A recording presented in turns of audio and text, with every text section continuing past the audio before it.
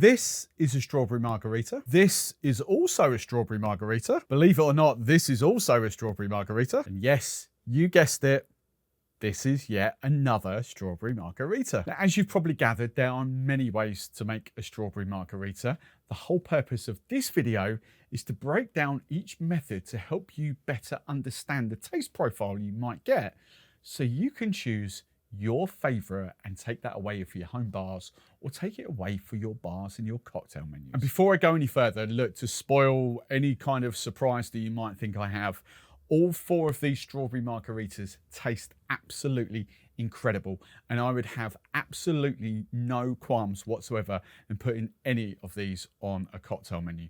But there are pros and cons to each method, and that's what I'm going to talk you through. And the other thing to point out as well, that all four of them have been made to virtually the same spec. It'll be the strawberry element that kind of changes that. So strawberry margarita number one is made with puree. And by that, I mean, as I've got here, Boiron, which is 100% strawberry. There's no additives, there's no sugar or anything in there. Funkin would be its closest competitor. Funkin is a 90-10 product, so 90% fruit, 10% sugar, whereas Boiron is 100% strawberry, okay? So that's what I've used in there. I've used 60 ml of tequila, 15 ml of my Pierre Ferrand dry orange curacao. I've used in that one 10 ml of agave nectar and 30 ml of lime juice. So pretty standard strawberry margarita spec. That's proper strawberry juicy forward. The tequila notes are really there. The agave is there. It's just a beautiful strawberry margarita. The advantage of using a puree like this, 100% puree, is that you can balance adjust the sweetness to your own level. As I said, I have used 10 ml of agave nectar in there. If you don't want agave, you don't need to have agave. The sweetness, if you want that just from the orange Pierre Ferrand dry orange curacao or triple sec, that might be enough for you. So that's the beautiful thing. There's no extra sweetness. If you want to make like a straight down the line, non-sweet strawberry margarita, the Boiron puree is your option. But again, the flip side of that is, if you want it incredibly sweet, while I've added 10 ml of agave, you could up that to 20 ml, 25, 30 ml. There is, the whole point being is, with purees like this, the sweetness is 100% down to you. You can always adjust the taste. But if we're going for the classic, you know, this would be possibly your choice. Now, strawberry margarita too. Again, that is really good. And that is made with Real. Real, as I call them, are the premium syrup company around. They have, when it comes to syrups, they have the highest fruit content that I know of any syrup. You might see a couple of 50-50s on the market. This is a 40-60 product. So 40% fruit, 60% sugar and other things. The 50-50s, it's important to note that the 50-50 products will probably be made up of juice or fillers or flavor compounds, concentrates, that sort of thing, okay? So when they do say 50% fruit, it's not a 50% fruit puree product. The same with other syrups that are down at 10% and 15%.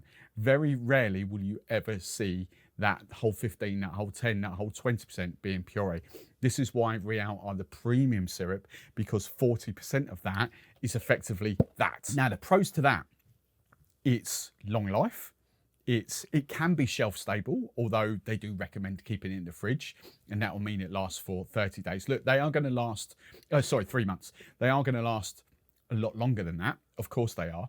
But what they say is, look, if you keep that in the fridge for 3 months, they're guaranteeing it's as fresh and as zingy as the day you opened it. If you keep it on the bar for 3 months, after a month or so, that flavour, that colour might start to deteriorate. That's not saying it's going to go off and bad to use. It's the same with other brands that are used and say it's long life and shelf stable. Look, you've always got to assume they are as nature intended for them for 30, 60 days. But then after that, flavours will deteriorate slightly. So as long as you keep this in the fridge for 3 months, you are absolutely good. Look, if you want to keep it on the back bar, it's going to be fine. It's going to be there for a couple of years. Of course it is, but it's not going to taste as good as when you first opened it. So that's the advantage of Real over Boiron. okay, it's long life, and it will suit the lower volume bars. It will suit home bartenders a little bit more. The downside of Real is that 40% of that is fruit, 60% of that is sweetness. It means you cannot control the level of sweetness of the cocktail. If you add more strawberry puree or strawberry syrup to that, it's going to just become sweeter. It's going to be more vibrant in strawberry, but it's going to become sweeter. Again, if you add less than what I've used, 20 ml in there, it's not going to be as vibrant in strawberry. All right, so you are pretty restricted when using syrups to balance to own your own specific palates. All right, I still flipping love them. I know how to use them, but in the same vein that, you know, I could turn that into an 80-20 product if I wanted to. I could add 20% sugar to that. I could add 30% sugar to that. I cannot do that with that. That is purely 40% fruit, 60% sugar. So that's the negative to that. So your third margarita then, well, how have we made that? Well, quite simply, it's tequila, 60 ml. It's lime juice, 30 ml. It is agave, adjust the taste. What I've done this time is swap the Pierre Ferrand dry orange curacao for a strawberry liqueur. Now, there are pros and cons to this as well. The pros, that tastes really, really good. Clean, crisp. Because there's no puree in there, there's no sort of cloying. You know how I sort of describe my daiquiris, light, clean, crisp and bright. That is essentially the similar thing to what we've done there. Because we've got a strawberry liqueur that's not sweet, that's not thicker, we've made a lighter, crisper margarita. Okay? The negative to that is if you put that and that side by side, your customers or your guests are going to think you've forgotten the strawberry. Yes, you could do a couple of tricks. You could add like red food coloring or whatever you decide to do. Of course you can. But you have to get past that hurdle that it's, you know, it's a very, well, it's peachy coloured, limey, citrusy, peachy coloured. But taste-wise, it does taste really good. And the other advantage of that is 100% long life and shelf stable. You could have, as long as you're out of direct sunlight or not under these studio lights 24/7, bearing in mind these lights only really come on like 2 or 3 times a week, that's going to stay red for many years. Yeah, your flavour's going to be there because it's alcoholic. You know, your flavours are not going anywhere. So that is a really good long life shelf stable alternative. So if we've covered puree and we've covered syrup, and I'm bracketing all the syrup brands in there, like Monin, like Bristol, like ODK, all those syrup flavours in that. I've used that because that is the highest fruit content syrup on the market. I've used the liqueur. What the hell have we done here to make a strawberry margarita? And oh my God, that tastes really, really good. So I'm going to put you out of your misery now. For those of you that have been on my email list, would probably see me talk about this. This is Tequila 38 Blush. It's been behind my bar now for a few weeks. I really wanted to have a play with it because flavoured tequilas, look, right, let's go back to the beginning for me here. Flavoured vodkas are becoming such a big deal here in the UK. People thought rum was going to be the next big thing, and it sort of petered out a little bit. People have been saying tequila is going to be the next big thing, and it hasn't really done too much. Your bartenders flipping love it, but bartenders flipping love Fernet when Fernet was a thing in like the 80s and 90s, and that really never came to anything ever either. So while behind bars, tequila might be the next big thing, in reality, in the real world, is pretty much vodka, and it's flavoured vodkas. And to bring this all round to this is what piques my interest, because obviously, perhaps the way for tequila to really jump on that trend is flavoured tequilas. Now, I know the purists are going to jump at me and hate this and blah, blah, blah, you know, and quite honestly, I don't really care, because cocktails are all about having fun. They're not about geeking out and, you know, don't use this, don't use that. Cocktails are all about having a bit of fun. This is, now, to compare this to other flavoured tequilas that I've had, you'll notice the Cascabel's comments purely because of different people that I'm kind of working in. It's not a paid, you know, video. I'm not saying that this is the best. I'm just sort of showcasing the different ways you could do it. But the Cascabel tequilas, which I really, really like, of course I do, the coconut, the coffee and the honey are actually liqueurs. They have, yes, they're 34% ABV, so they are slightly weaker, but they do have a higher sugar content. To contrast, this is a 38%, and you might think 4% doesn't make that much difference, but it's the sugar levels in this. As in, yes, there's a little bit of, you know, sweetness there, but nothing compared to those cascabels. So as near as damn it, this is a really good flavoured tequila. Now, I don't know if flavoured tequilas are going to pop off. I know this brand are working on another flavoured tequila. I don't know, but I'm just intrigued because I do like my flavoured vodkas. And I think a lot of people will like flavoured vodkas as well. I do like my different flavoured spice rum. So I'm really intrigued with this. You'll notice, like, to put the sort of the geeks out of their misery and all this, you'll notice it doesn't say 100% agave.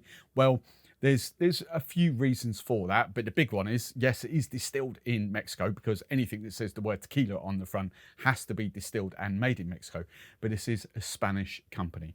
So the tequila is distilled in Jalisco, and then it's shipped to Spain where it is bottled. And that is one of a few reasons why it hasn't got 100% agave on there, because that's part of their GI. Now, what this actually is, this is blended, so that proper tequila that comes over from Jalisco is then blended, and I'm never going to say this properly, but Huelva, H-U-E, I'll put it up on screen, H-U-E, but it's blended with basically Andalusia in Spain. They're proper, fresh, ripe, zingy strawberries. That's what that is blended with, and there you've got this incredible strawberry tequila. While I'm here, I might as well have a little proper neat tasting, might we? For me, it's got the bite, it's got the alcohol bite to it, that 38%. And some of you, yes, I know the geeks will be, oh yeah, 50 or 60, blah, blah, blah.